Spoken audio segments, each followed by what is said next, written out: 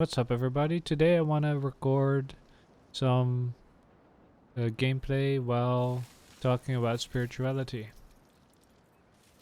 So yeah, I'll just be casually talking about spirituality. I'll be editing this out to mainly contain the points of spiritual advice I have to give you, and then I'll upload that. I tend to think of spirituality as mainly working with your emotions. In this Western society, it seems to be best to me to work a lot with your emotions and try to keep track of what you create through your emotional states. But yeah, crafting with emotions is really fun and really easy to do actually. You can do it wherever you are. So that's the easy part about it. You can just sit down and relax and focus on your emotions and then work with them and craft with them. And then you can see your life around you changing according to how you do with them. And the way you feel is just again affirmation of what you're gonna encounter and how you're gonna interact with your life around you. If you just attune to your inspirational source, which I talked about in my last video, and then create positive emotions from there, you'll be living a much more happy life already. And from there on out, it's just getting creative with the emotions you can feel and the thoughts you can have. If you can't find your source of inspiration, you want to go ahead and meditate first, because then you usually can find small bursts of enlightenment in the rest you can find, through the rest you find.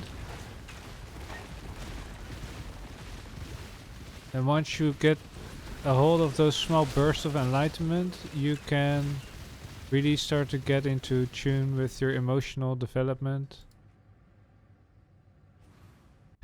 and be aligned with your higher self. Really get in tune with the fact that having a present form in this life isn't as odd. So being alive isn't as odd. Really get that in tune with yourself. And then also try to create a personal space where you really feel inspiration, a lot of inspiration, where you have your own intimate space.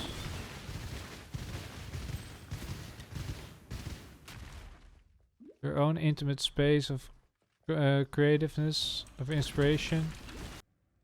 So there are probably two orientations that you can have, two main orientations that you can have.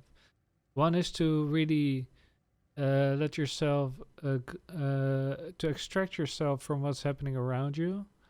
And with meditation as well, try to zone out from whatever's happening around you. And then create with your own intentions and own creativity, your own emotions. Just create them from scratch, basically.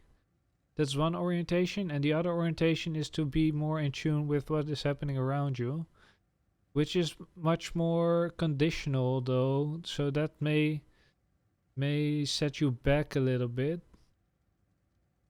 But in reality, they both get you distantiated from what you want to have eventually, your results. Because if you start creating from scratch, then you basically set yourself back and you have to still align with what is happening around you. And if you initially align with what is happening around you, then you set yourself back by being attuned with what is vividly happening around you, and you have to kind of extrapolate from that and use your emotions then to craft on top of that, which is difficult as well. So do whatever you feel best with. I suggest extracting yourself from your environment first, and then just becoming the whole of who you are, and then creating with your emotions. Um, but either way is fine. Some people like isness best, like isness as in isness with attunement with whatever is happening around you. It can be relaxing to just rely on that and settle in with what is happening around you. If you're feeling good about it, I suggest you do that. But if you don't feel so good about what's happening around you, then you must acknowledge your freedom through extracting yourself from your environment and recognizing the absolute power you have by realizing that having a present form in this life isn't so odd. If you realize that, then you can feel your entire freedom come to you, and you can have the space in which you can craft your emotions. But the other hand of the isness is that is kind of the other hand of the isness, right? Where you recognize your isness from your absolute point of power. So you don't recognize isness from what is happening around you, but you recognize your isness from what you are, and that's uh, also infinitely powerful, just like the world around you. So that's two perspectives that you can have with creating your emotions